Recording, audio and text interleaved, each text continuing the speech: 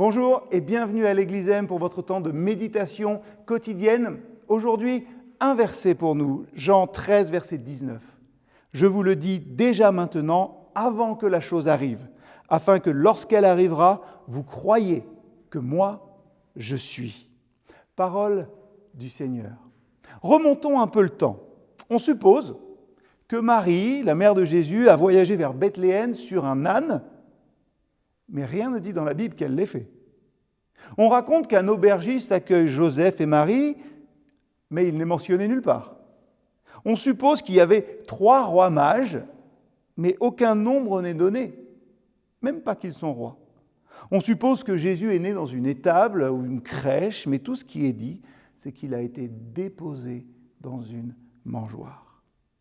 Souvent, notre spiritualité est déçue parce qu'elle se base sur nos hypothèses, sur notre opinion de ce à quoi elle devrait ressembler, ce qu'elle devrait produire en nous et dans nos circonstances.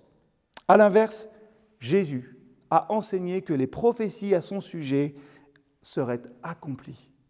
Jésus a dans sa vie appliqué ce principe de Jean 13, verset 19. Il a donné en amont bien des détails sur ce qui devait arriver, sur les faits que le prophétie concernant le Messie et sa souffrance serait accomplie en lui. Ainsi, nous pouvons croire aujourd'hui qu'il est réellement le Messie. Il a annoncé qu'il serait crucifié. Jean 3, verset 14. Il a prédit que ses disciples trouveraient un âne pour son entrée à Jérusalem. Luc 19, verset 30. Jésus, après 3 ans de ministère, indique que c'est l'heure de son départ vers le Père. Jean 13, verset 1. Jésus savait qu'il serait trahi. Par qui et quand?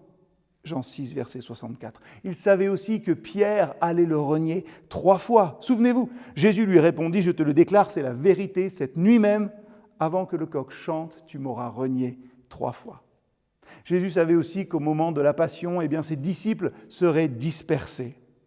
Il savait aussi qu'il serait crucifié, et ainsi que les décisions de Pilate et du peuple ne seraient que l'accomplissement de ses prédictions. Tout ce qui s'accomplit pendant cette semaine, dans ce temps de la passion, ne surprend pas Jésus. Il l'a annoncé pour que ses disciples, pour que nous aussi, nous puissions croire qu'il est Dieu. Nous n'avons pas à supposer. Ce qu'il dit est vrai.